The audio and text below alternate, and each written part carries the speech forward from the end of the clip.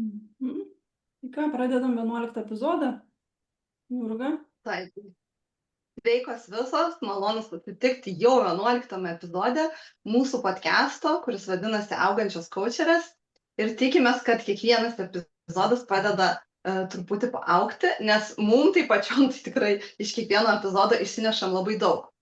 Aš esu moterų kaučerė, Jurga Atkazytė, Coachingas moteriams įkūrėja. Ir man gimė šita mintis daryti šitą podcastą, nes būtent norėjusi dalintis patirtimi, kurios man pačiai trūko, kai buvau pradedanti kaučerė, ir taip pat labai norisi išgirsti kitų kaučerių patirtis. Ir šiandien išgirsim apie tai, kokios patirtis buvo kaučerių, kurios mokėsi kitose šalyse. Tai turim viešnią, kuri ir Anglijoje mokinosi, turim viešnią, kuri Amerikos kursus baigė. Aš pati esu baigusi coachingo kursus tiek Lietuvoje, tiek Amerikos kursus Tony Robbinso internetu. Tai taip pat galėsiu pasidalinti tam tikrom įžvalgom. Jeigu turit klausimų, rašykite komentaruose. O dabar trumpai paprašysiu dar Violetos tarti žodį apie save ir pereisim prie mūsų viešnių. Apie mane. Aš, kas susijęs su coachingo kursais, tai aš baigusi Lietuvoje online coachingo mokyklą pas Vitoldą Masalskį. Tik tai man pasisekė dėl to, kad ten turėjom daug dėstytojų. Aišku, tas į laiką sutilpimas, ten turėjom po nedidelį gabaliuką, bet skirtingų temų. Tai tas buvo labai didelis pliusas, bet dėl užsienio specialistų, dėl užsienio kursų, iš tikrųjų man labai įdomi tema, kadangi aš pastebėjau, kad aš pati seku kolegas Lietuvoje, bet daugiau kolegų užsienyje seku. Daugiau užsieniečių iš Amerikos, iš UK ir iš kitų šalių, kažkaip man tas papildo tą visą vaizdą coachingo ir praplečia matymą. Tai aš tik tai už kursus ir užsienį. Okay, bus įdomu irgi palyginti, nes aš, kai Lietuvoje baigiau kursus, man tik tai viena dėstytoja buvo, kuri organizavo tos kursus ir jinai viena viską dėstė. Tu kur baigiai, tai ten buvo daug dėstytojų. Tai va tas irgi yra įdomu, ne, kad yra skirtingai tas ugdymas vykdomas. Loreta, tai norėčiau, kad tu trumpai prisistatytum ir savo sritį, ir kokioj šaly ir kokius tu kursus esi baigusi arba mokaisi. Taip, tai esu Loreta Svidinskienė, sveikos gyvensenos mentorė ir trenerė. Baigau sveikatos coachingo mokymus Jungtinėje karalystėje 1 metų trukmės, kurie atitinka maždaug Lietuvoje kaip 3 metų universitetinės studijas. Tai mano požiūris į sveikatą remiasi ne griežtomis taisyklėmis, o gilesnių ryšių su savimi, tikru maistu ir gražaus gyvenimo balansu. O, kaip fainai. Bus labai įdomu išgirsti tavo patirtį, kaip sekėsi, nes aš kiek žinau, tu ir fiziškai važiavai į Angliją, ne tik, kad online mokeisi, kaip suprantu, buvo derinama, tai bus įdomu tas visas detalės įvairias išgirsti. Raminta, o tu ką apie save mūsų pašnekovam papasakosi? Tai sveiki visi prisijungę. Aš esu moterų kaučerė, kurios išgyvena santykių krizę. Tai pati specializuojasi būtent ties santykiais ir jų būtent metu pagalba moteriams. Ir esu baigusi online Jay Shetty coachingo mokyklą. Be abejo, jinai yra kaip ir, aš gal sakyčiau, net ne tiek kaip Amerikos, bet multikultūrinė, dėl to, kad tiek patys mokytojai gyvena visame pasaulyje, tai tiek Azijoje, tiek Pietų Amerikoje, tiek Europoje yra žmonės, kurie dirba tiesiog online mokykla, tai gal taip įvardinčiau labiau kaip amerikietiško galbūt stiliaus, bet labiau tiesiog online viso pasaulio coachingo mokykla. Tai turim atstovę su skirtingomis patirtimis ir šiandien pasiaiškinsim, tai kuo jos skiriasi, kas panašu ir ką vertingo galima iš kiekvienos patirties pasimokyti. Tai noriu paprašyti gal tada Loretos pradėti ir trumpai papasakoti, kaip tu mokeisi, ane, kokiu būdu ir kas tau labiausiai patiko gal tuose kursuose, ką tu labiausiai tenais vertini. Nes aš kiek žinau, tu ir Lietuvoje irgi esi baigusi coachingo kursus, tai vat irgi galėtum galbūt palyginti tą skirtumą, žodžiu, pasidalink vat savo tokiais perliukais, pačiais pagrindiniais, ką tu tenais, kas tave tenais gal sužavėjo, palyginus su Lietuvos kursais. Taip, esu baigus ir Lietuvoje coachingo mokyklą ir, na, tikrai galima lyginti daugeliu aspektų skirtumus ir mane labiausiai sužavėjo ir įkvėpė besąlyginis dėstytojų palaikymas viso kurso metu. Padrąsinimas, motyvacija, nuolat buvo pabrėžiama, kokia yra svarba šitos profesijos pasaulyje. Tai šitas labai labai įsiminė ir padėjo tuos sunkius metus ištempti, nes tikrai nebuvo lengvi metai. Mokėmės labai patogioje platformoje online. Kiekvieną savaitę vykdavo palaikymo sesijos, kurios kombinuojamos su dalyko paskaita. Tai yra, kad pirmiausia išdėstama paskaita ir tada po paskaitos tokia kaip klausimų atsakymų sesija, gali klausti visko, ko tik tais kas į galvą šauna ir nėra kvailų klausimų niekada, žodžiu, visada dėstytojai palaiko bet kokį klausimą. Tai vat, ką girdžiu dar, kad labai saugi ir palaikanti aplinka. Taip. Būtent tenais buvo, lyginant su Lietuvos, kokia tavo patirtis, jeigu trumpai, kaip tau pasirodė ten, kur tu baigėjai Lietuvoje? Aplinka labai įtempta, sakyčiau, tokia tarsi kiekviena paskaita tarsi ant adatų, tarsi tu kaip mokyklai kviečiama prie lentos ir jeigu susikirsi, tai tave, žodžiu, taip sukirs ir su žemėm sulygins, kad ilgam tiesiog atmuša norą netgi galvoti į priekį apie šitą profesiją. Na, jau čia taip labai vaizdžiai, bet mano viduje tai tokia išsinešta patirtis. Mes kadangi tos pačius mokymus baigiam tik skirtingų metų, tai aš galėčiau paantrinti tau, kad tikrai buvo daug įtampos ir tikrai buvo, kur užduoti klausimą ir jautiesi kaltas, kad paklausi. Nu, nebuvo saugios aplinkos. Būtent tuose mokymuose, kuriuos mes su tavim baigėm, coachingo prasme, tai žinoma, jie tikrai buvo vertingi ir informacijos buvo daug. Tai tiesiog pasiemi tiek, kiek tu supranti ir kiek tu gali.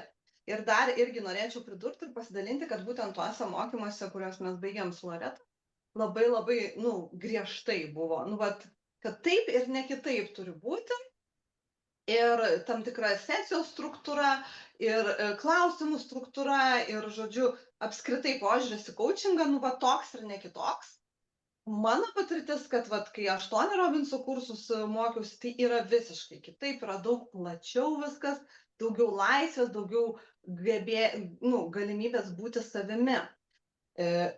Gal turi dar ką papildyti ar pridurti prie šito pasidalinimo? Galbūt ką tikrai, kuo išskirčiau šitus mokymus, tai kad paskutinis kursas, paskutinė 4. dalis buvo skirta verslo kūrimui ir visos paskaitos buvo susijusios su tuo. Na, kad tu baigęs mokymus, net nebaigus mokymų, jau mes galėjome vadintis coacheriais ir pradėti verslą ir tuo pačiu metu vis dar gauti palaikymą apie verslo kūrimą ir auginimą. Tai tarsi tiesiog nieks neišmetė pliko į dilgėlės ir į pasaulį nepaleido. Taip. Nes aš irgi dalinausi ne kartą savo istoriją, kad atrodė baigsiu kursus, paskelbsiu Facebook'e ir mano verslas prasidės ir visai taip nebuvo. Ir palaikymo, būtent ir vedimo, kaip tą verslą kurti, nuo ko pradėti tą veiklą. Padrąsinimo, aišku, jokių tokių dalykų nebuvo tuose kursuose Lietuvoje, kuriuos aš baigiau. Tai dar Violetos paklausim, kaip pas ją buvo, gal kitaip šiek tiek. Gal tu, Violeta, gali trumpai pasidalinti ir tada pereisim prie Ramintos patirties, kaipgi ten tau buvo. Tai kaip sakiau, pas mane buvo daug dėstytojų, mes rinkomės dalykus, yra sąrašas dalykų, sakykime, privalomas, tas jau struktūra viso modelio. apie coachingą, apie struktūrą pokalbio, apie metodus ir paskui jau tada renkiesi iš daugybės temų, kad tiesiog į tavo kursą yra tam tikras valandų skaičius ir tu išsirenki. Pats pirmas įspūdis buvo, oho, kaip čia dabar išsirinkti, nes daug ir visos įdomios. Bet išsirinkus kažkaip, kai pradedi mokytis, ta informacija ateina, kas svarbu, ką reikia. Kaip sakiau, man iš tikrųjų gal truputį mažoka, nes ta paskaita, ten 1,5 valandos, kartais ten ilgiau užtrukdavo, bet tai yra, tokia koncentruota informacija ir paskui jau, jeigu tau patinka, tu tada gilinisi savarankiškai toliau arba perki kažkokius kitus kursus, bent jau, tokį aš vaizdą išsinešiau. Ir apie aplinką, ta prasme, kad tai būtų kažkas tokio, žinot, kaip mokykloj, kad griežtai vos nesuliniuoti per nagus, tai nebuvo tokių dalykų, bet kadangi yra daug studentų, tai ten buvo vienu metu tokia trintis apie grįžtamąjį ryšį, kadangi tai buvo ne tik tai teorijos paskaitos, buvo praktinės paskaitos, kai mes vieni kitus coachinam ir paskui kiti komentuoja, tai ten, visada kaip skirtingi žmonės, jie ten kažkas netaip interpretavo, kažkas netaip suprato, tai tokių buvo, bet jie buvo gan greitai ta situacija suvaldyta. Tai aš nepajutau tokio kažkokio labai nemalonaus jausmo. Man patiko, man studijos patiko, atvėrė iš tikrųjų tokį platesnį vaizdą, kadangi daug dėstytojų ir daug temų. Aišku, jeigu aš būčiau baigus arba gal kažkada, kai baigsiu užsienio kursus, aš turėsiu su kuo palyginti, galbūt tada bus kitoks vaizdas, bet šiuo metu mano patirtis iš tikrųjų yra gera. Tai tu mokeisi online, aš taip suprantu? Taip, pas mus buvo online mokykla ir mano mokslai buvo per koronos įkarštį, tai bet kuriuo atveju ten buvo laiku ir vietoj. Ok, tai žodžiu, tu mokeisi online, buvo daug paskaitų, kurias galėjai rinktis. Ar galėjai visas rinktis temas? Ar ten pagal kreditus kažkaip tai? Pagal valandas, kadangi kursas turi tam tikrą valandų skaičių, iš tų valandų ten yra tam tikras kiekis teorinių paskaitų ir tam tikras kiekis praktinių tų paskaitų.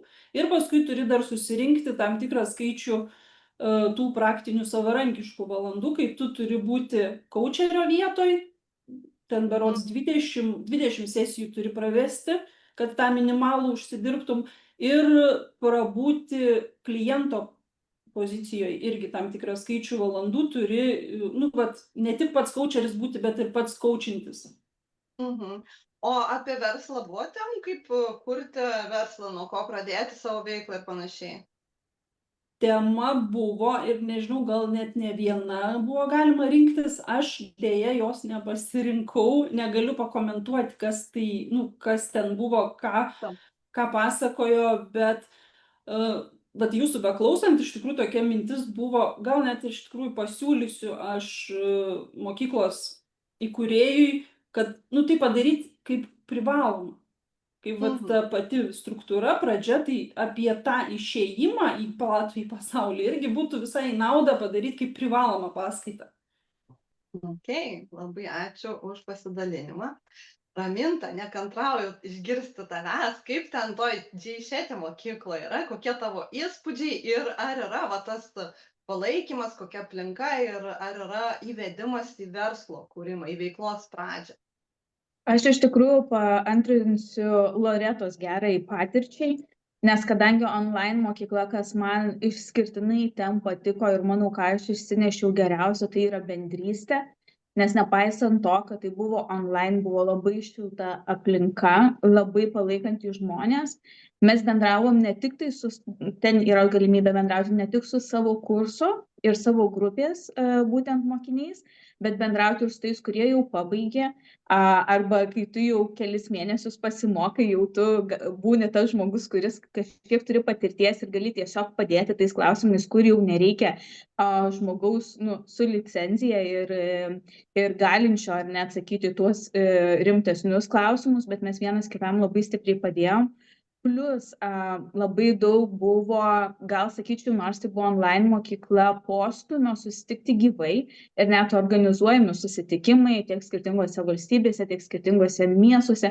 Aš lygiai taip pat susitikau su ne vienu žmogumi, su kuriuo mokiausi online ir kitose šalyse.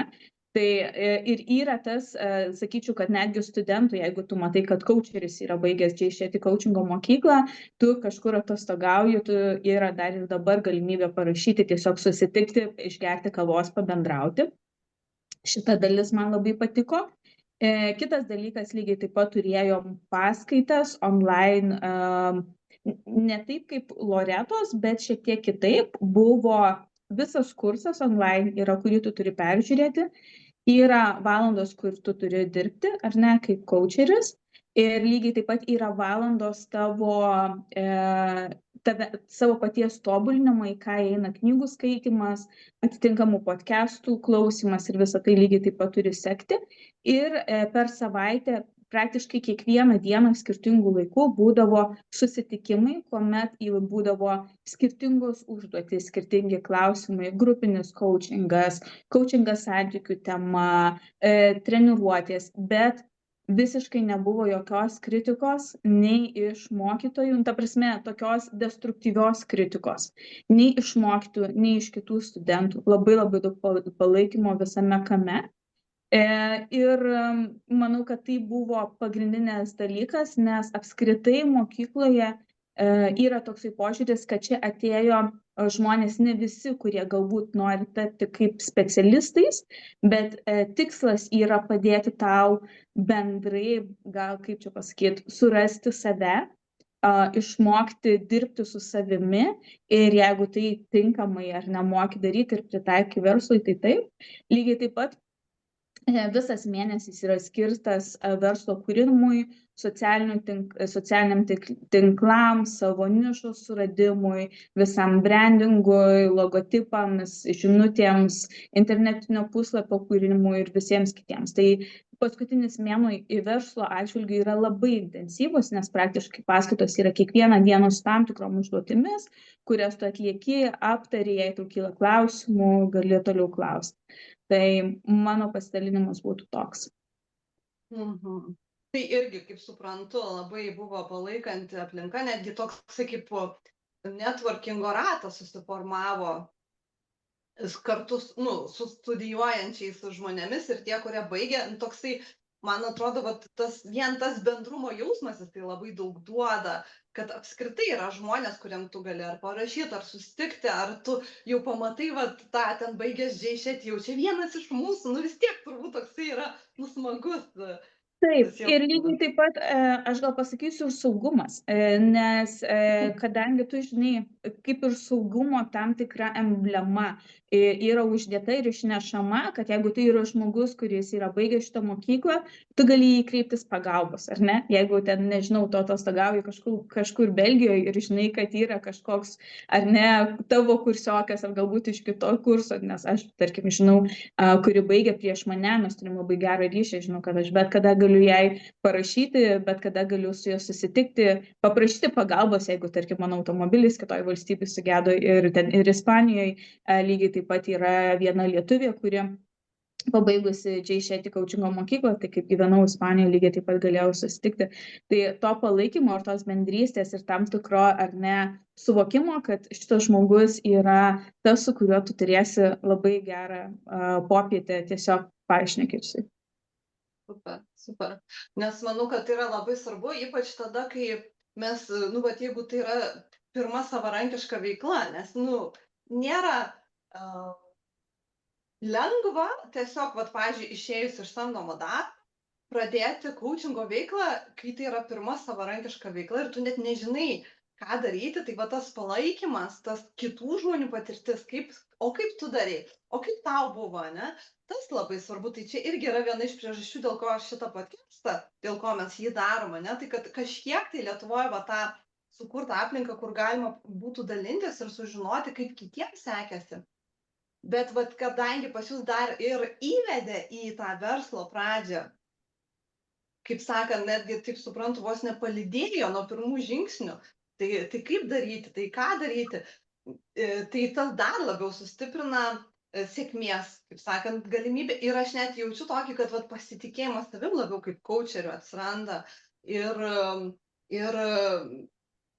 gal toksai vat, nusiteikimas, noras, motivacija, nusiteikimas sėkmiai, kad man pavyks, aš galiu padėti, aš galiu daryti, ko, tarkim, Lietuvoje, nu, man tikrai labai trūko. O vat trumpai apie Tony Robbinso kursus, aš baigiau specialiai coacheriams skirtus kursus, tai ten viskas buvo, nu, praktiškai viskas buvo savarankiškai. Pusę metų vyko, nuo kurso įsigijimų, pusę metų vyksta gyvi, galima dalyvauti gyvuose online, ta prasme, susitikimuose, kurie vykdavo naktį Lietuvos laiku, tai aš juose nedalyvaudavau. Tai klausimų aš neuždaviau, neturėjau galimybės užduoti, o po pusės metų tiesiog toliau savarankiškai mokaisi. Tai va ten, kai buvo daroma, tai ten labai daug Tony Robbinso video įrašų, sesijų, kuriuos nagrinėja psichologė tokia Madanės jos pavardė, ir jinai sakydavo, jis čia tą daro, jis čia tą daro, nu, tam tikrom temom suskirstyta ir tu tiesiog savarankiškai aš dabar galiu prisijungti ir toliau mokytis ir kartotis ir žiūrėti. Ir aišku, kiekvieną kartą, čia prieš kokius 8 metus aš pirkau, kiekvieną kartą, kai prisijungiu, vis kažką naujo aš pamatau. Ir taip pat buvo nemažai irgi skirto įrašų, irgi ir verslui kaip pradėti, ir kas svarbu yra, kas klientams yra svarbu, į ką jie dėmesį kreipia, kai renkasi coacherę, bet viskas tiesiog savarankiškai paskaitų principų. Tai tas man irgi patiko, kad yra informacijos labai daug, jos tikrai yra pakankamai, tie įrašai sesijų žiauriai įdomus, tai labai. Bet tu irgi išsineši, tai ten realiai tu išsineši praktiškai ką nori. Kaip supratai, taip ir išsineši. Nėra kaip pasitikrinti. Lietuvoje tai tau pasako, ką tu turi išsinešti ir kaip tu turi suprasti ir ką tu turi daryti. Tai iš vienos pusės irgi gerai, nes toks užtikrintumas atsiranda. Tai gal man baigus lietuviškus kursus, kur labai daug struktūros ir griežtas toks mokymas, tie kiti kursai labai tiko, va, tas man eiliškumas labai tiko. Jeigu aš tik anos būčiau pradėjęs, tai turbūt aš dar laisvesnį coacherį būčiau negu dabar esu. Ko gero, tai dabar tokį balansą jaučiu. O kaip jūs, vat...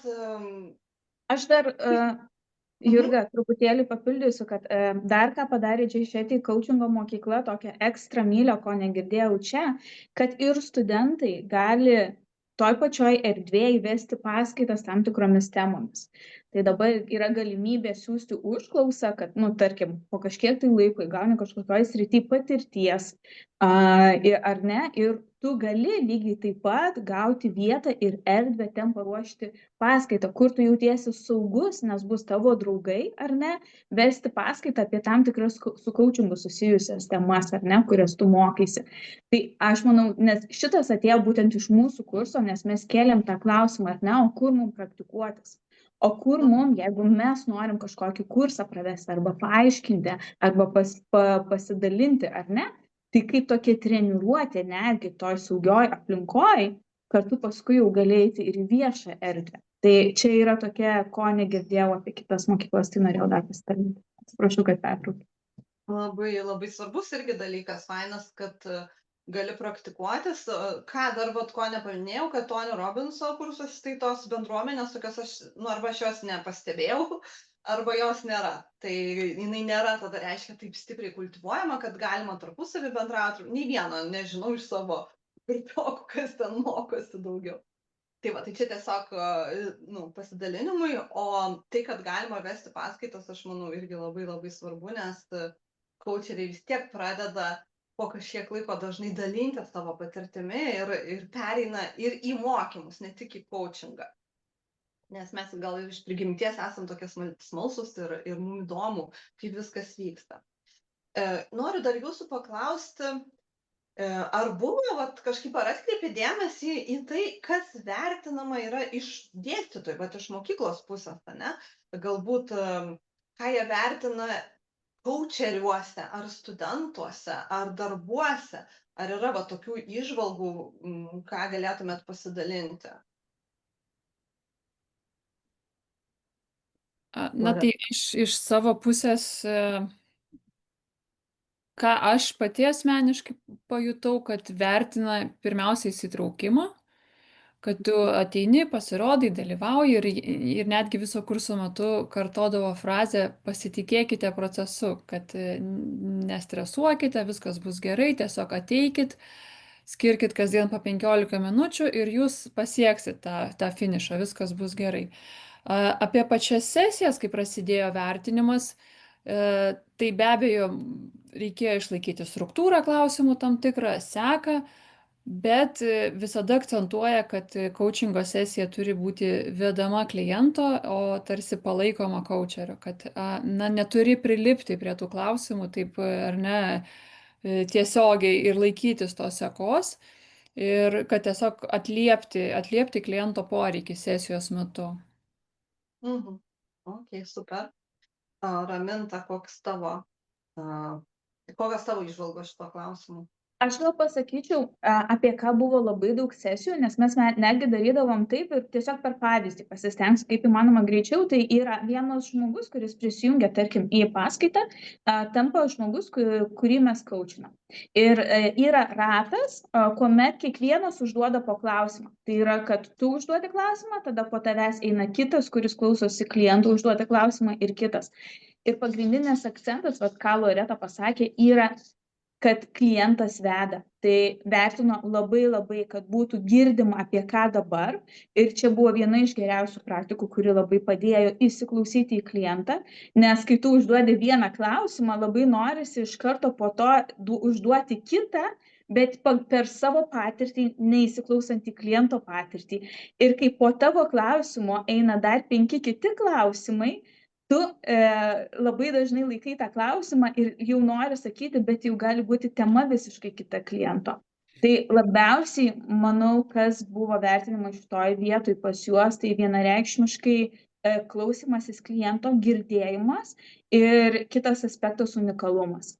Niekada nebuvom spraudžiami į rėmus, nepaisant to, kad struktūra, disciplina, prasmė, reikšmingumas buvo vertinamas, bet visą laiką netgi ir grupinėse sesijose, kuomet gaudavom komentarus, unikalumas buvo išskirtas ir buvo skatinama jo laikytis, kad nebūtumėm visi vienodi, kad nesvarbu, ar tu eisi pas Ramintą ar pas Jurgą, gausi tuos pačius klausimus, tuos pačius ar ne, kaip čia pasakyti, paruoštukus, kur tu iš esmės tada gali naudotis ChatGPT. Nėra jokio skirtumo. Taip, sutinku su tuo. Na, man Lietuvoje tai susidarė įspūdis, bent jau mūsų mokymuose, kad daugmaž visi turėtų būti, panašiai vienodai laikytis tam tikro eiliškumo, struktūros, Loreta lygsė galvą. Tai tikrai man buvo irgi iškilęs klausimas, tai atsispausdink tos klausimus ir atsakinėk, skaityk ir atsakinėk, tai praktiškai bus tas pats. Tai ko tikrai pasigėdau ir ką norėtųsi į Lietuvą irgi atnešti, tai daugiau atskleidimo tų stiprybių unikalių coacherių, per ką jie gali, per kokią prizmę mes galim eiti ir padėti žmonėm. Kažkas gal per jautrumą labiau, kitas gal per struktūrą labiau, žodžiu, per savo kažkokias tai savybės ir tada gaunasi, kad skirtingi žmonės pas mus ateina ir gauna tai, ko jiems reikia iš kiekvieno skirtingai. Violeta, tavo kokie įspūdžiai? Ar labiau kaip mano patirtis, ar labiau kaip jų? Ne, iš tikrųjų mano patirtis netokia kaip tavo ir Loretos lietuviška. Tiesiog man tikrai pasisekė, aš kai klausau, man pasisekė su mokyklos pasirinkimu vadinasi. Nes tikrai nebuvo, taip mes mokėmės struktūrą, mes mokėmės GROW modelį ir iš tikrųjų buvo visada, aišku, skatinimas sekti tą GROW modelį, bet jeigu būdavo nukrypimai, tiesiog matai, vedi sesiją ir tiesiog neina pagal GROW, kartais tiesiog ten, kol išsigrynini, kol prieini prie esmės, ten būdavo visa sesija vien tik tai gryninimasis ir ten apie tą struktūrą jau tada nebegalvoji. Tai niekada nebuvo griežto kažkokio vertinimo, kad tu žiūrėk, šitoj vietoj galėjai padaryti taip ar taip, ne. Taip, grįžtamasis ryšys visada iš dėstytojų būdavo su kažkokiais jų pasiūlymais, kaip jie darytų.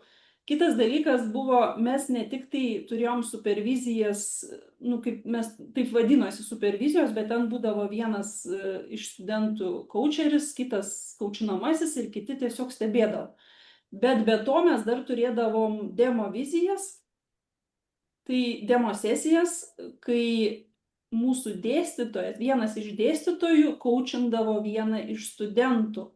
Ir mes matydavom, kaip tas jau dėstytojas, kuris turi patirties, kaip jisai dirba su žmogum ir tada jau po to vykdavo aptarimai.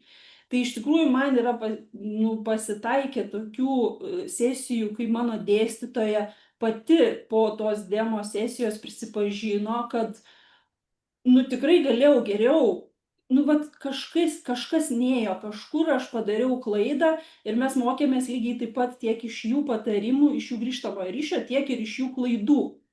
Tai čia vienas dalykas, dar labai trumpai norėjau apie praeitą klausimą dar pridėti, irgi apie savo mokyklą pasidalinti. Tos užuomazgos, ką Raminta papasakojo, kas yra toj mokykloje, kad yra kažkokia bazė paskaitų, kad studentai paskaitas gali vesti. Tai yra užuomazgos irgi, sakykime, nes aš pati esu pakviesta padaryti video paskaitą, kurią dės į biblioteką, kad galėtų studentai paimti ir perklausyti papildomai prie to, ką jie mokosi. Tai čia tiesiog ateina kažkas naujo tokio, tai aš labai džiaugiuosi, kad, panašėja ta mokykla į vakarus. Super. O koks santykis buvo su dėstytoju ir su dėstytojais ir kokia ugdymo kultūra Anglijoje, pavyzdžiui, Loreta, kas tau įstrigo gal labiausiai iš to bendravimo? Aš suprantu, palaikymas buvo tiek iš dėstytojų pusės, tiek ir iš kolegų pusės. Bet gal dar yra kažkoks ar kultūrinis aspektas, ar šiaip kažkas, kas tau įstrigo būtent bendravime su mokytojais pačiais ar su dėstytojais? Taip, man įstrigo iš tikrųjų tas ribos nebuvimas, kad tai yra dėstytojas, o tu esi studentas, tarsi tu esi prastesnis, jis yra aukštesnis. To dalyko visiškai nėra. Taip, dėstytojai yra mentoriai, bet jie labiau kaip mentoriai, padėjėjai, palydovai, palaikytojai, į kuriuos gali kreiptis visais įmanomais klausimais. Ir jie yra tiesiog, tokie pasiekiami šalia, jie nėra nutolę, nors ir per daug kilometrų, bet jie tarsi visada yra pasiekiami. Ir kitas pastebėjimas man toks įsiminęs, kad jie demonstruoja savo žmogiškoje pusę ir savo vertybės tiek paskaitų metu, tiek klinikos vesdami, tiek per klausimų atsakymų sesijas. Ir jie neslepia savo pažeidžiamumo kaip žmonės, netobulumo. Ir ašara būdavo nubraukę, norėdami pasidžiaugti studento pasiekimais ar tiesiog nušvitimais kažkokiais paskaitų metu. Tai man tas dėstytojų atvirumas tikrai paliko gilų įspūdį. Super. Tai, kaip suprantu, būdavo toks jausmas, kad tarsi bendrauji su lygiu žmogum, lygus su lygiu. Ir netgi to tokio ne tik tas mokymo buvo aspektas, bet ir žmogiškumo labai gyvas toksai, ne, kad ir pažeidžiamumą parodo, ir emocijas parodo, ir toks turbūt ir šiltumo daugiau tada atsiranda, kas vėlgi prisideda ir prie savivertės, ir prie pasitikėjimo savimi, ir prie tiesiog noro klausti, domėtis. Taip, ir dar galiu papildyti, kad kiekvieną kartą tą klausimų atsakymų sesiją arba kiekvieną užduotis, kurią gaudom, tai pirmiausia, mes turėdom perleisti per savo asmeninius tikslus, tarsi mes būtume savo pačių klientas, ar ne? Ir kiekvieną kartą, kai aptarimai vykdavo ir refleksijos, dėstytojai ir pataria atsakydami į tavo asmeninį tikslą ir klausimą. Ir tuo pačiu sako, kaip daryti reikėtų, jeigu tai būtų klientas. Tai Geras. va to tokio palaikymo iš dėstytojų visapusiško labai daug buvo. Ir netgi jeigu jie demonstruoja žmogiškąsias savybės, tu taip subtiliai gali pajausti, kai jie moko empatijos tave kaip coacherio. Tai, Super, geras. tokių daug galėčiau pavyzdžių pateikti, bet čia vienas iš jų tokių galėtų būti. Labai, labai vertingas pastebėjimas, kad moko empatijos kaip iš coacherio, nes man toks įspūdis susidarė, kad tuose mokymuose Lietuvoje, kuriuos aš baigiau, tai empatija tarsi yra, kaip kažkiek tai buvo paliestas gal klausimas, daugiau tokios kaip iš protinio lygmens, kas tai yra, kaip tai atrodo, ir kad tą galima netgi sukurti ten, kuriant raportą ir mėgdžiojant, atspindint žmogaus veiksmus, pasakant, pakartojant tam tikrus dalykus, bet man trūko to jausminio aspekto, patyrimo, kas tai yra, ir suvokimo to tokio perleidimo per kūną, ką aš suprantu, jūs gaudavot jau vien iš dėstytojų, bendravimo su dėstytojais tiesiog, jūs jau patirdavot, ką tai realiai reiškia gauti tą empatiją ir tą žmogišką ryšį kartu su visais jausmais, kurie eina su tuo. Nes kartais atrodo, kad coacheris turėtų būti tarsi kaip robotas. Ta prasme, neįdedantis nieko, jokios reakcijos, tuščias baltas lapas, užduodu klausimą, atkartoju, pasitikslinu, vėl užduodu klausimą. O tai ką tu papasakoji, tokio daugiau ryšio man ir toks atrodo netgi apsikeitimas tarsi vyksta su klientu, ne tik tai, kad ta dinamika tokia jinai natūralesnė ir abudu gali, net coacheris kartais gali iš klientų irgi pasimokyti labai daug. O Raminta, kokia tavo patirtis šiuo klausimu? Aš iš tikrųjų galiu pasakyti, kad mes ne tik tais buvom coachinami, kaip ir dalinosi prieš tai būtent dėstytojų, tai ir vėliau aptarėm, bet mes netgi buvom coacheriai savo dėstytojams. Tai jūs galite įsivaizduoti, ant kiek tai buvo atviras pokalbis, dėl to, kad coachingo sesijos metu, manau, kad visi coacheriai žino, kaip giliai tu įeini į to žmogaus asmeninį gyvenimą, asmeninę erdvę, išgyvenimus ir pagrindinius skaudulius. Tai iš tikrųjų ryšys buvo labai stiprus, pačiai Šeti iki šiol kiekvieną mėnesį daro klausimų atsakymų sesijas, kur tu gali užduoti klausimus, aišku, kadangi studentų kiekis dabar yra labai didelis, tai tie klausimai būna paruošiami iš anksto, ar ne, bet prisijungimais viskas vyksta online. Plus lygiai taip pat tuos savo studentus, kurie, kaip čia pasakyti, investuoja labai daug, yra ir jo mokykloje interviuojama iš jo, bendradarbiaujama kartu ir stengiasi kaip įmanoma labiau įtraukti. Patys supervizoriai, tai tie mokytojai, aš sakyčiau, pas mus nebuvo jokios atskirties. Iš esmės, dabar, aišku, dalis mokytojų yra pasikeitę, nežinau, bet tai, su kuriais mes buvom, mes turėjom labai artimą ryšį, lygiai taip pat bendravimas, tiek susitikimai gyvai ar negalimi. Tai visa ta bendruomenė buvo tikrai labai artima, labai atvira ir visom prasmėm priimama. Dėl to gal man labiausiai patiko, dėl ko aš rinkausi, kad tai buvo absoliučiai multikultūrinė bendruomenė, mokykla, kurioje tu sutiksi visko, visų religijų, visų ekonominių klasių, ta prasme, visų kontinentų žmonės, su kuriais tu gali bendrauti. Dėl to tas lygiavertiškumo suvokimas buvo visuose sluoksniuose, tiek dėstytojų, tiek tiesiog techninio aptarnavimo, ar ne, jeigu kyla kažkokie techniniai klausimai lygmenyje, tiek sakau, aišku, čia Šeti tiesiogiai su mumis nebendravo, ta prasme, taip, kad vienas su vienu, bet mes iki šiol turim kiekvieną mėnesį klausimų atsakymų sesiją su juo, kuris prisijungia ir dalinasi, ir netgi, kas man labai patinka iš jo kaip mokytojo ir žmogaus, kad tą sesiją veda jisai ir vienas iš pagrindinių supervizorių, ar ne, tai dabar yra Viraž, tai jie atsakinėja klausimą kartu ir Jay visą laiką klausia, o kaip tu manai? kokios yra tavo įžvalgos. Ir tu labai gerą pastebėjimą padarai ir visą laiką iš jo pusės matyt, kaip mokytoja apskritai visas šitas kursas buvo sudarytas tuo pagrindu, kad aš žiūriu į tavo požiūrio pusę, į tavo perspektyvą ir man yra labai labai faina šitą dalį išgirsti, nes aš niekada pats nebūčiau pamatęs šitos pusės. Ar ne? Nepaisant viso modulio ir visko, bet visą laiką net, sakau, tose Q&A sesijose tu visą laiką girdi, kad jisai nėra tas, kuris yra aukščiau ir žino geriau, nes kiekvienas turi savo atsakymą ir jisai yra lygus. Tai va tas, man atrodo, labai yra svarbu, kad visi jaučiasi vertingi. Nesvarbu, iš kur jie atėję, kokie jie yra, ne? Visi jaučiasi vienodai, nu kaip ir svarbus. Visi skirtingi, bet visi vienodai vertingi ir visi vienodai svarbus.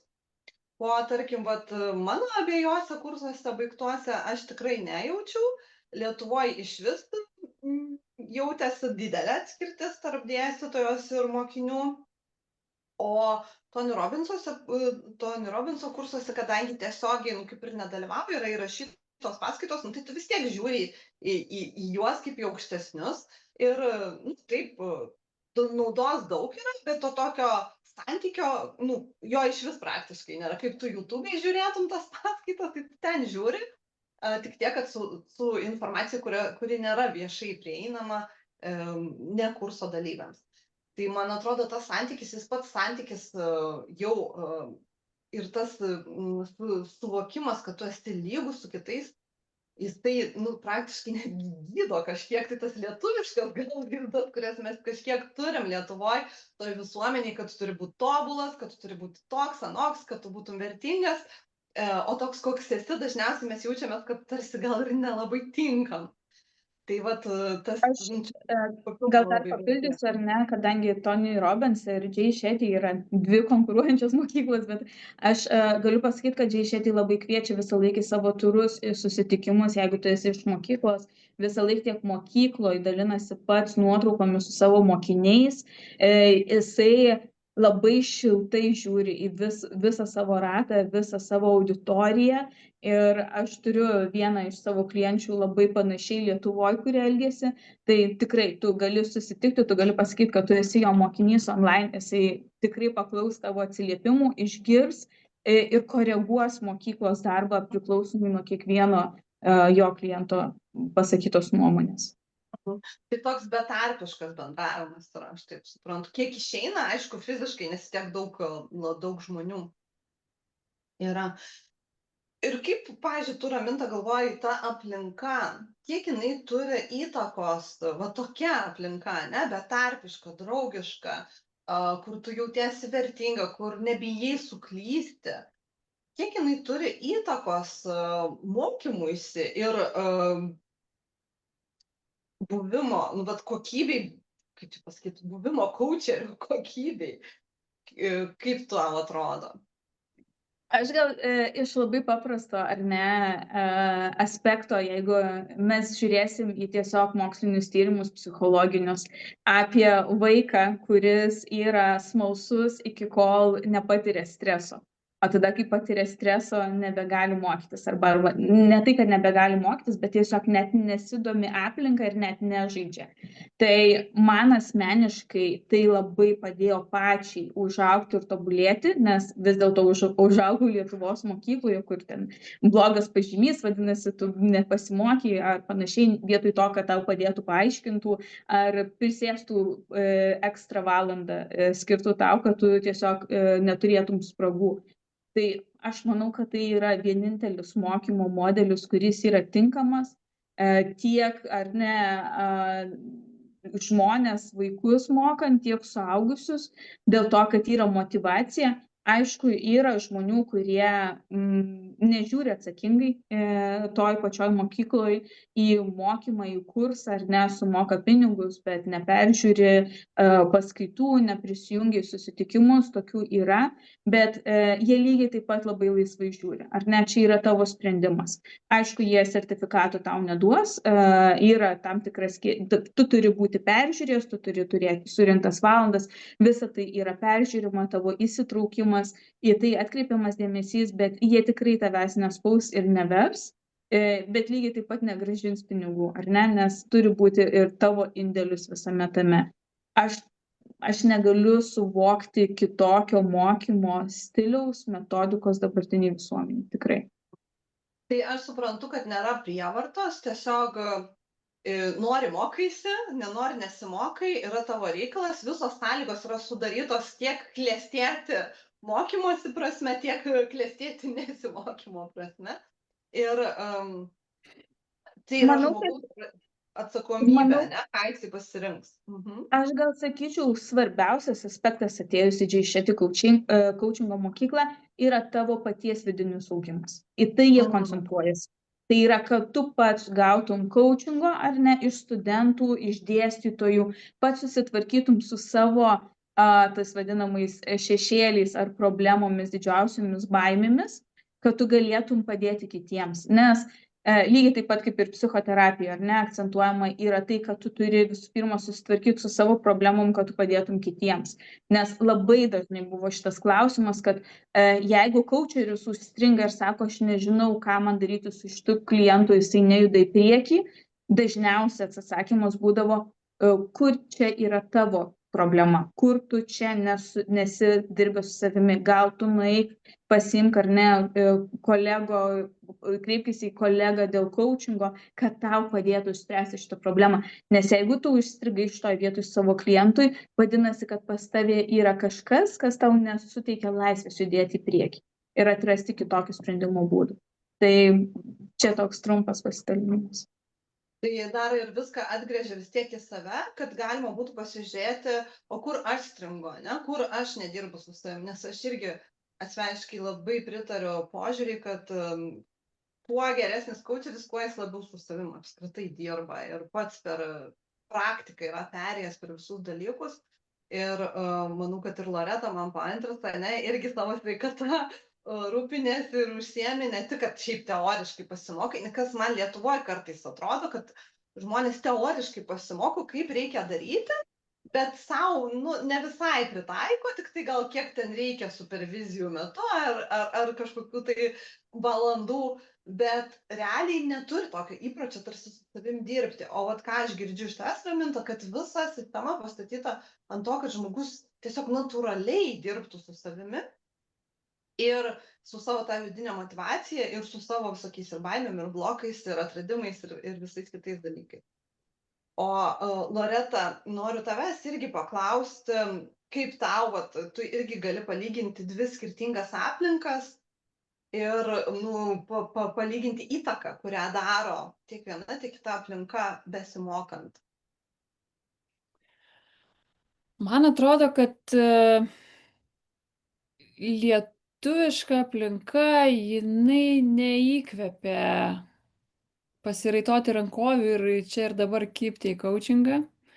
Ir priešingai mano patirtis tokia ir priešingai mano mokyklos Jungtinėje Karalystėje aplinka kaip tik padrąsina, sukuriant tą saugią erdvę, motyvuoja, įkvepia ir ištirpina tą nepakankamumo sindromą, kurį mes turime. Kaip tu sakai, kad tu vis esi nepakankamai geras, nepakankamai tobulas, ar ne? Mes tokį šiek tiek turime, nešiojame su savimi ir tiesiog vis perkam vis naujus kursus, ar ne, kad na tai po šių kursų aš jau čia būsiu tobulesnis ir jau viską žinosiu, bet pabaigus žiūri, kad vėl dar kažko trūksta, ar ne?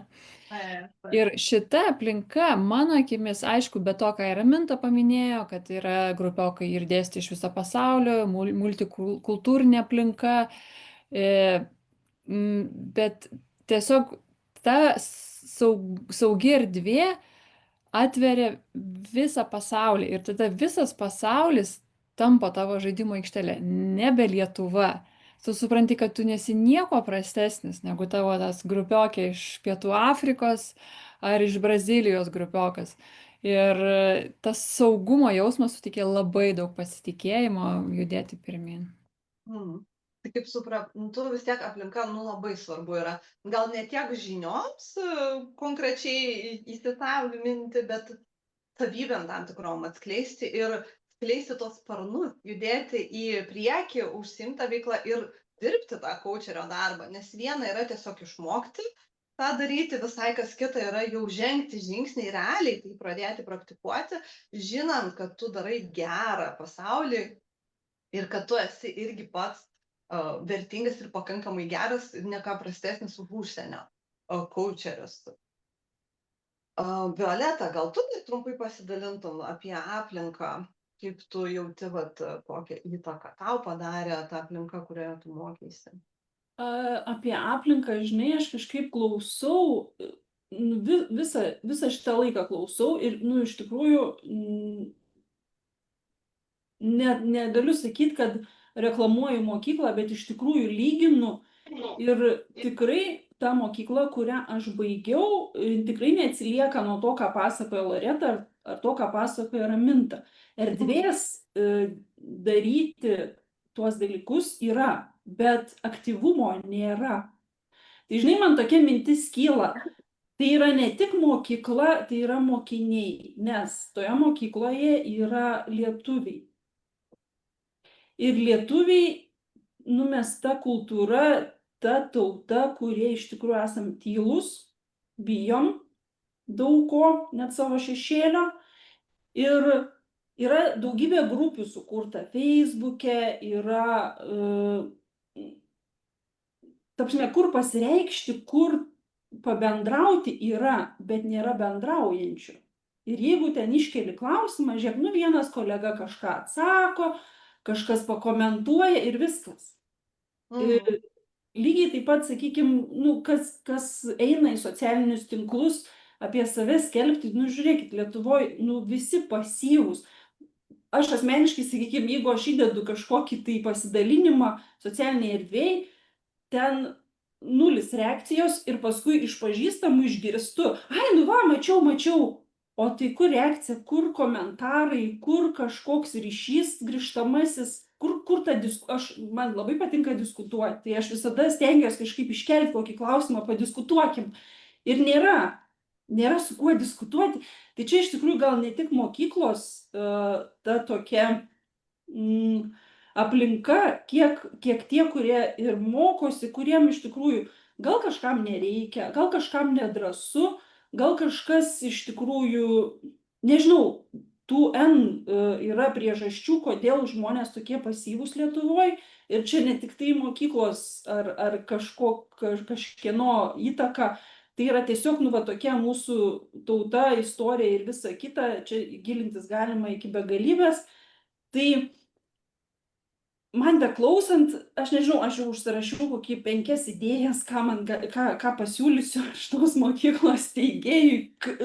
Kažkaip reikia iškelti tą diskusiją, iškelti tą tokią iniciatyvą, kaip suaktyvinti studentus, kaip padaryti, nes jeigu kas dabar klausysit iš studentų besimokančių, tai parašykit, jeigu kažkas turit klausimų, rašykit.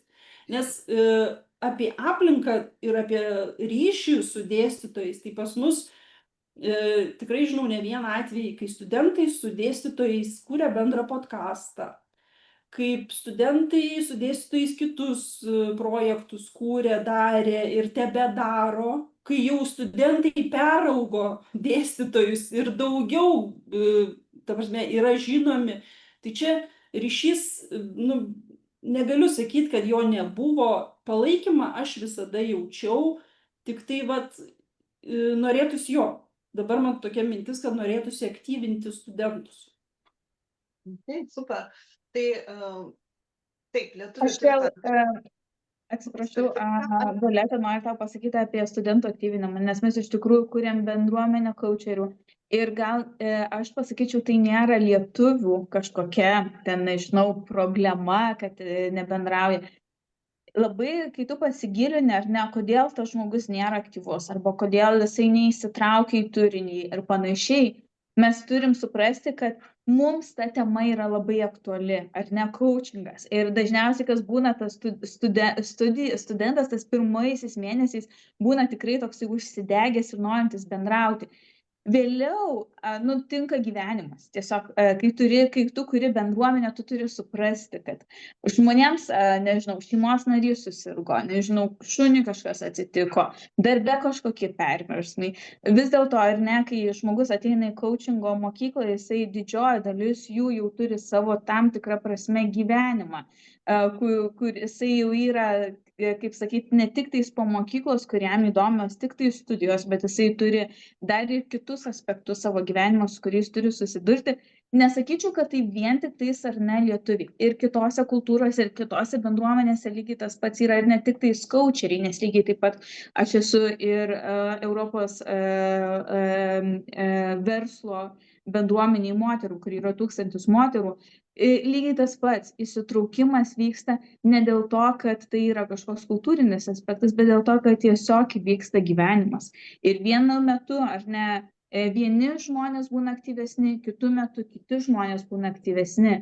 Svarbu yra sukurti emocinį ryšį. Jeigu tu sukuri emocinį ryšį, apie ką tu ir kalbi, ar ne, kad studentai gali ateiti pas dėstytoją ir jam pasiūlyti daryti kažką tai bendrai, tai jau rodo, kad tas ryšys yra.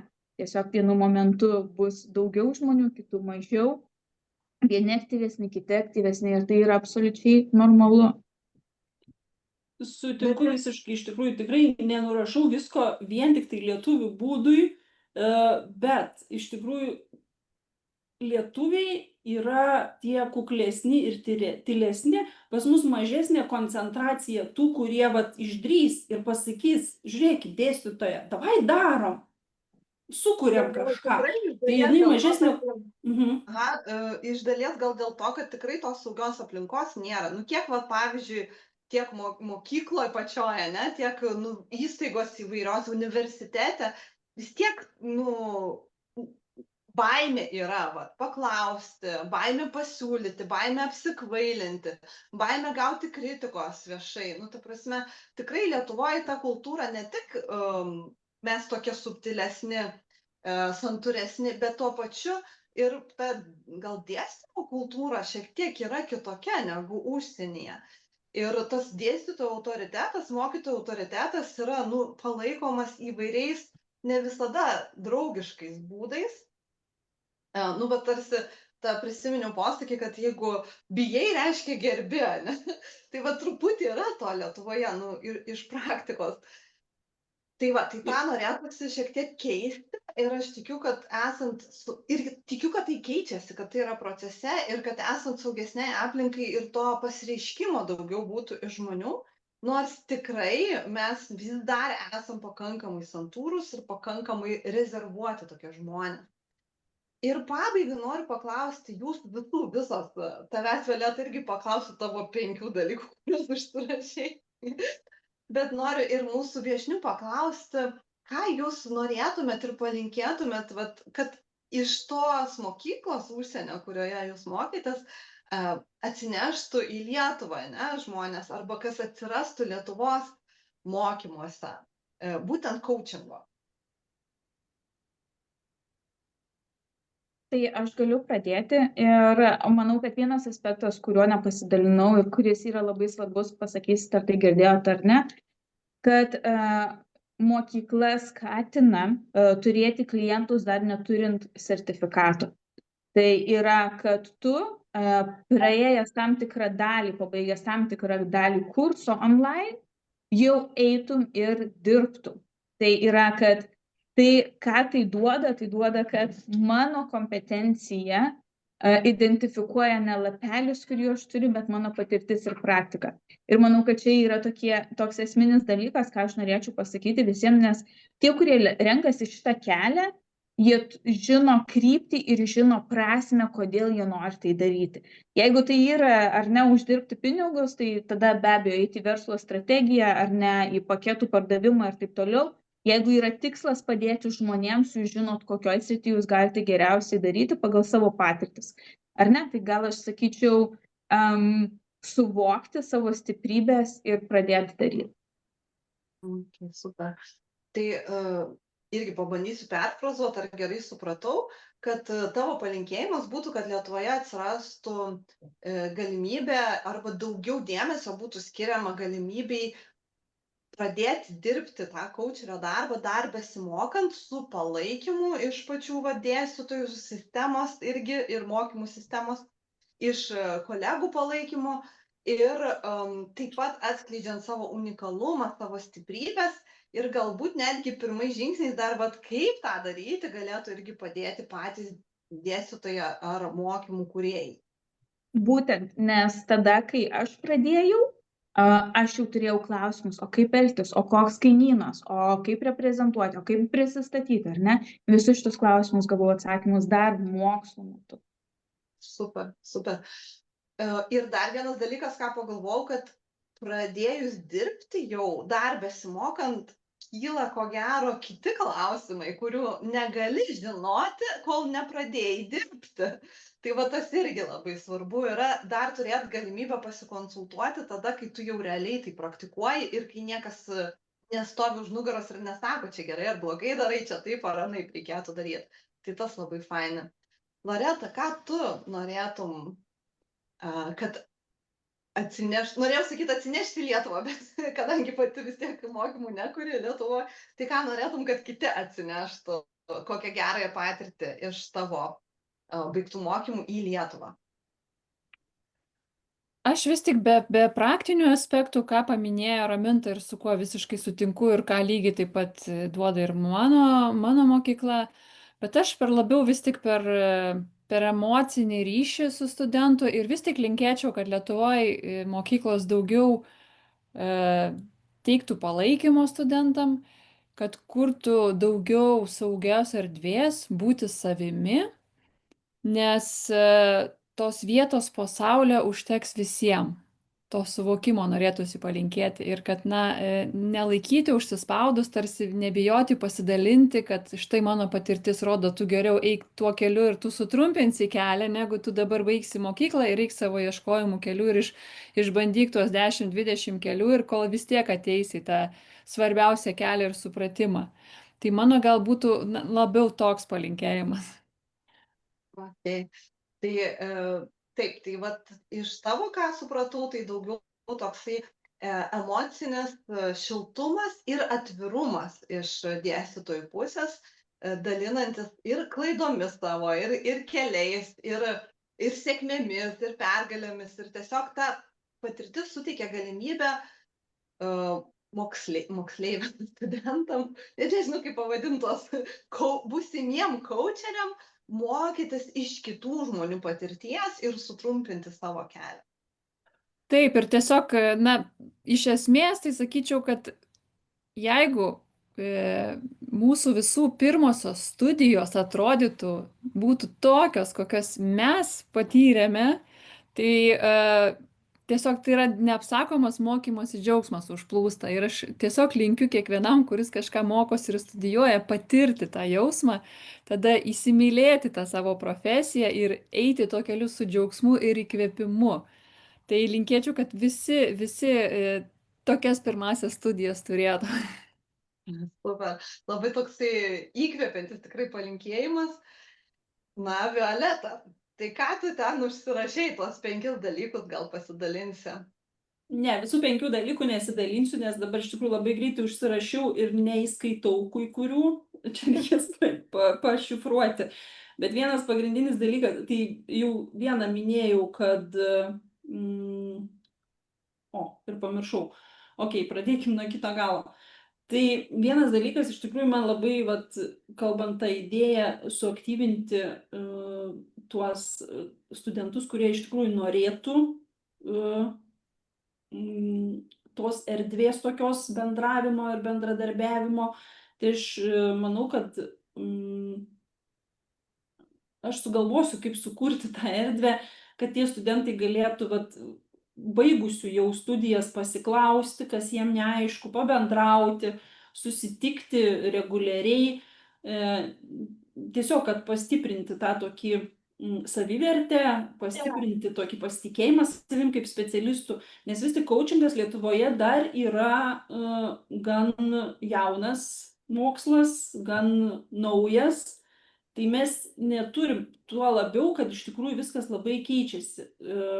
dabar tas coachingas, jisai toksai eina jau ne vien į struktūrą, į griežtą kažkokią tai griežtas taisyklės, aš bent jau iš savo mokyklos kiek atsinešiau, tai jau eina į tą tokį minkštumą, į tokį, nu, va, tą unikalumą, kaip kažkas minėjo, ne, kad nebūtina patalpinti to kliento į tuos griežtus rėmus, kad reikia, vat, eiti, kaip klientas veda ir prisitaikyti, nes tuos metodus galim pritaikyti nebūtinai pagal struktūrą. Tai ką aš norėčiau, kad lietuviškos mokyklos pasiimtų, tai tą vat laisvumą bendrauti. Labai norėtųsi, kad tie žmonės išlaisvėtų ir pamatytų, kad nu ne viskas taip, kaip viduriniai buvo, ar ten pradiniai, kai suliniuotė per nagus. Nors asmeniškai man taip nepapuolė mokykloje, aš kažkaip galvoju, kad pasisekė man su mokytojais. Tai nu, vat, reikės pasėdėti ir pagalvoti, kaip čia iš tikrųjų, vat, ką galima būtų padaryti, kad išlaisvinti tuos žmonės, studentus, coacherius, būsimus ir esamus. Tai tu atsinešti nori bendruomenę saugią tarpusavio, tarp studentų tiek baigusių kažkada, tai tiek besimokančių, kurioje galėtų vat, laisviau praktikuoti, gauti tą palaikymą ir, nu, vat, galbūt ir aktyvumą labiau pasireikšti aktyviau ir išlaisvėti po truputėlį, kad būtų būtent ta erdvė, kurioje galima eksperimentuoti, gal plačiau pasižiūrėti, gal net ir kažkokiom klaidom ar nesėkmėm pasidalinti, gauti paguodos, patarimų, palaikymų ir panašiai. Ar teisingai? Tai taip iš tikrųjų ir labai norėtųsi, kas klausot įvairių mokyklų atstovai baigę, kad iš tikrųjų pasidalintų, nes aš kažkodėl galvoju, kad yra tų terpių, yra tų būdų, kaip tas bendruomenės palaikyti, galbūt tų ir bendruomenių yra, gal tik tai mes apie jas nežinom, nes yra Lietuvoje organizuojama coachingo stovykla kasmet. Aš pirmą kartą dalyvavau šį pavasarį ir tikrai dalyvausiu dar kartą. Tai ten irgi yra, nu, nereali bendruomenė. Ir tikriausiai ir daugiau yra, tai vat norisi, kad pasidalintų žmonės, kur galima dar prisijungti. Ok. Tai kviečiam komentaruose dalintis, kur galima prisijungti, kur galima praktikuoti bendruomenišką coachingą. O aš, vat, man beklausant toksai, vat, kaip įspūdis susidarė, kad Lietuvoje vis tiek dar coachingas arba coacheriai tarpusavį jaučia konkurenciją, vat, tarsi toks konkurencingas verslas. Ir gal yra kažkiek tai to jausmo, kad jeigu vat, jai seksis, tai gal tada man mažiau seksis, nu kažkokios tokios truputėlį įtampos yra tarpusavį, tarp coacherių. Tai ką aš norėčiau palinkėti, atsinešti į mokymus coachingo pradžioje, ne, o paskui jau ir į praktikavimą, tai kad mes visi esam kolegos, kaip čia irgi minėjo, ne, kolegos iš Lietuvos, kolegos iš užsienio, visi esam vienodai vertingi, visi esam skirtingi ir kiekvienas turim savo klientą, tai tas truputėlį atpalaiduoja, sumažina tą įtampą ir leidžia labiau būti savimi ir tada ieškoti savo kelio kaip coacherio, nes pradžioje mes vis tiek truputėlį visi panašus kažkuom tai būnam, o paskui per praktiką atrandam save, atrandam savo stilių, atrandam savo būdą ir kad tai irgi yra gerai, tas vat, kitoniškumas kažkoks tai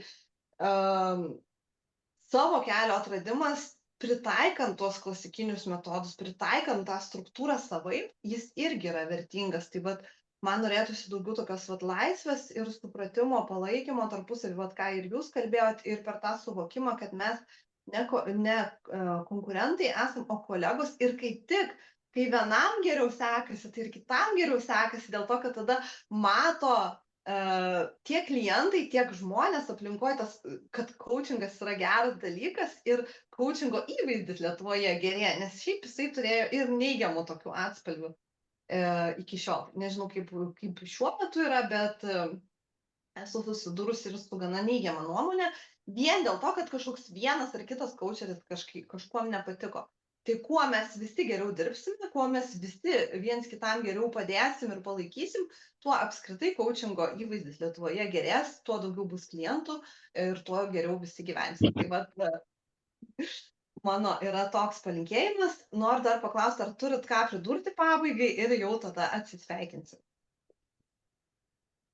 Aš noriu pridurti, išgirdusi Jurga tavo pasidalinimus ir Violetos, kad Violetai čia labiau tiesiog priminti, kad geriausia yra mokomasi per pavyzdį, tai kai tu klausi, kaip tuos studentus įtraukti daugiau, tai visų pirma per pavyzdžių rodymą. Ir mūsų mokyklos lygiai taip pat, jos pirmiausia demonstruoja pavyzdį, rodo, kaip tai daroma ir tada įtraukia tave.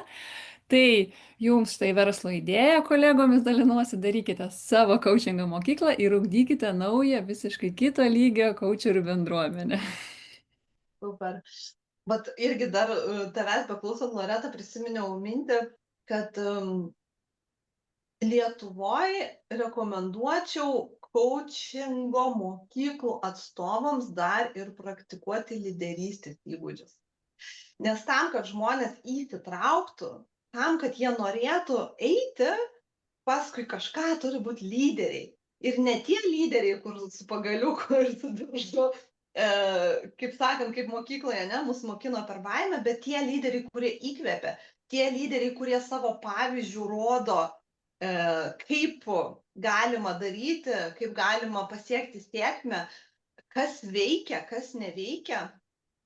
Aš manau, kad kuo daugiau tokių lyderių bus mokyklose, kurie ne per prievartą, ne per drausminimą, ne per ten, aišku, aš pažymių ko gero nerašo mokymuose, bet, žodžiu, ne per tą botagę, o apskritai per įkvėpimą, per kitą pusę, per norą, rodo kelią ir žengia žingsnį pirmą patys ir prisiema tą atsakomybę. Tai vat, kuo daugiau tokių bus, tuo daugiau pokyčių įvyks ir Lietuvos coachingo mokyklose. Tai ačiū visom, kad žiūrėjot. Kviečiu rašyti komentaruose savo pasidalinimus apie savo mokyklas, galbūt ir netgi rekomenduoti galite mokyklą, kokią esate baigę, o gal tokią, kokios mes iš vis negirdėjom. Ir taip pat dar pabaigai turim vieną komentarą, tai pasidalino Rita, kad parašė taip, turim šią praktiką ir Coaching LT alumnų bendruomenėje Lietuvoje. Aš paprašiau patikslinti, apie kokią praktiką kalba, bet tikriausiai, kad jau atsijungia. Pagal laiką galiu suprasti ir spėčiau, kad būtent paskaitų vedimo praktiką, aš taip spėčiau, turėjo omeny. Gal paskui patikslins, nežinau, pasižiūrėkit komentaruose, o šiaip džiaugiuosi, kad Lietuvos mokyklos perima vis daugiau gerosios praktikos iš užsienio. Tai ką, linkiu visom mums sėkmės ir iki kitų Aš kartų. tik dar labai norėčiau irgi, kad net ir tada, kada išreiškit kritiką Lietuvoje, įvardinkit mokyklas, kuriuose mokėtės garsiai. Nes aš manau, kad tai yra labai svarbu, nes mes labai atvirai, aš įvardinau savo mokyklą ir manau, kad yra svarbu taip pat ir kitiems žinoti, kokią mokyklą jūs baigėt, nes vis dėlto galbūt tada iš esmės bus priimami kitokie sprendimai. O dėl praktikų, kaip įtraukti ir aktyvinti, tai manau, kad su Violeta galim pabendrauti artimiau, nes turėjau bendruomenę, žinau, ir dar kelias kitas užsienio bendruomenės, kaip būtent daroma ir kokios praktikos taikomos. Tai ačiū labai ir iki kito susitikimo. Tai ačiū už pastabą, aš manau, kad mes nepasiruošusios esam.